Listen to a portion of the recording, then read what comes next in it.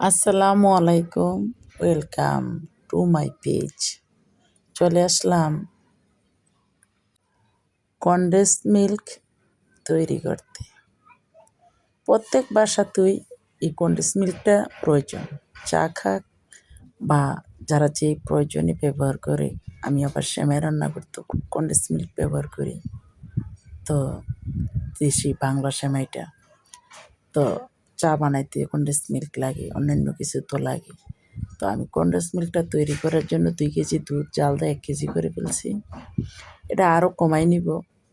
তো যখন আমি 1 কেজি দুধটা হয়ে গেছে, তখনই আমি এখানে 2 কাপ চিনি দিছি। চিনিটা যে যে প্রয়োজনে খায়, যেরকম খায় মিষ্টিটা, ঠিক সেই অনুযায়ী চিনিটা দেওয়া।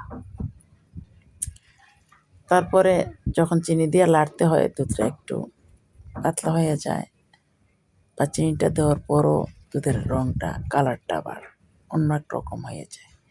তো এর মধ্যে অনেকে মনে করেন দুধের মধ্যে সাথে গুঁড়ো দুধ দিয়েও ঘনত্বটা করে, বা অনেকে বেকিং পাউডারটা দেয়। আমি কিছুই দিছি না, আমি শুধু দুধ দিছি, চিনি দিছি।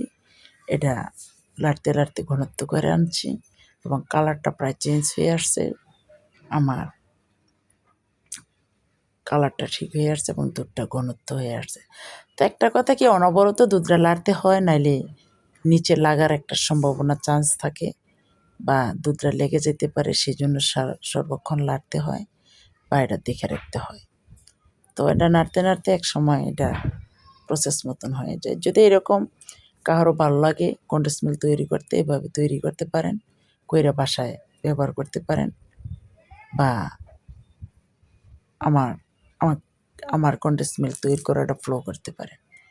আর যদি কেউ ভালো লাগে, তাহলে আমার এই ভিডিওটা মূল্যবান কমেন্ট করবেন, ভালো মন্দ কমেন্ট করবেন, আর শেয়ার করবেন, এবং পেজটা ফলো করবেন। আমার কনডেন্স মিল্কটা হয়ে আসছে, আমি চুলা থেকে তুলছি। এখনও এটা অনেক গরম, এটা ঠান্ডা হলে আরও অনেকটা বসে যাব। আমি গরম অবস্থায় এটা আমি এই যে বেড়ে পেলার মধ্যে বাড়ালাম, দেখেন এটা যেটুক ঘন, ঠান্ডা হলে আরও অনেক ঘন হয়ে যাবে। তারপরে আপনি কোনো বয়মে বা কাঁচের বয়মে রেখে আপনি এটা ব্যবহার করতে পারেন, খাইতে পারেন। তো এইভাবে আপনারা তৈরি করবেন। সবাই ভালো থাকেন, আল্লাহ হাফেজ।